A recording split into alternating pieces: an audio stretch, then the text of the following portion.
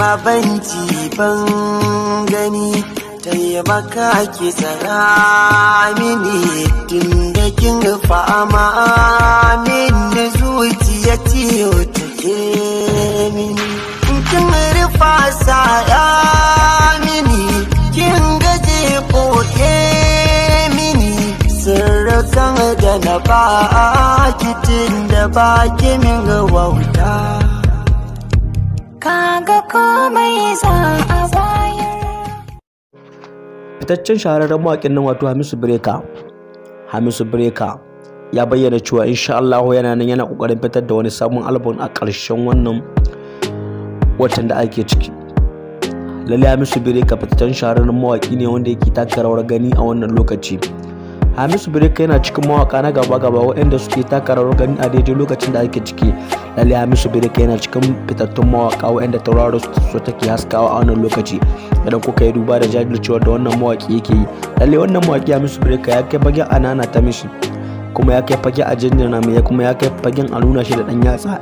Idan kuka yi duba da irin jajircewar da wannan mawaki yake a wannan lokaci, idan har ana maganar mawakan Hausa a daidai wannan lokacin da ake ciki, to tabbas Hamisu Breaker yana cikin mawaka na gaba waɗanda za a fara kama sunansu a ɓangaren waka. Lalle wannan mawaki ya samu ɗaukaka a cikin ƙanƙanin lokacin da ba a yi tsammani ba, wanda yanzu haka yana nan yana cin ganiyarsa yanzu haka.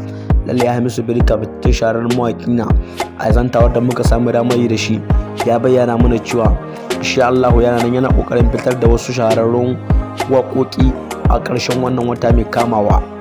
Wannan channel tana cikin ɗaya daga cikin channel ɗin da za su haska wayannan waƙoƙi da zarar ya fitar da su. Lalle Hamisu Breaker fitaccen shahararren mawaƙi na wanda ya kai nuna shi da ɗan yatsa.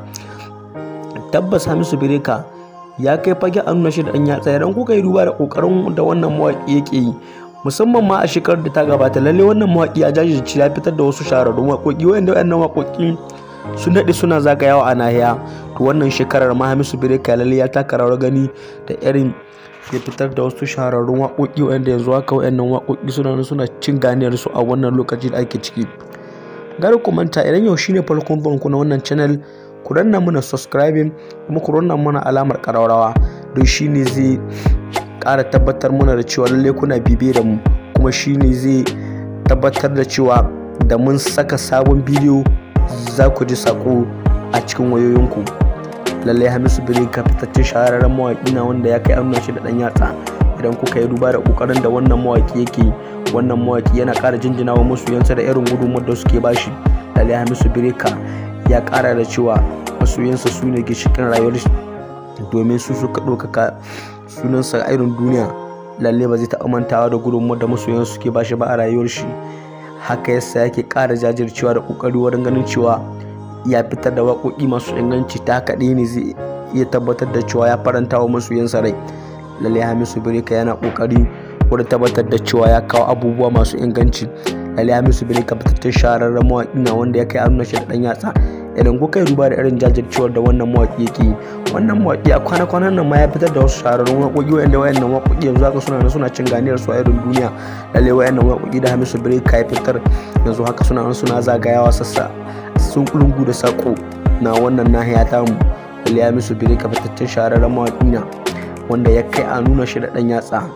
A wata waƙa da ya fesuwa a kwana-kwanan nan ba da daɗiya ba, lalle wannan waƙa da Hamisu Breaker ya fitar suwa a kwana-kwanan nan, lalle wannan waƙa tana ɗauke da faɗakarwa, ilmantawa da nishaɗantarwa.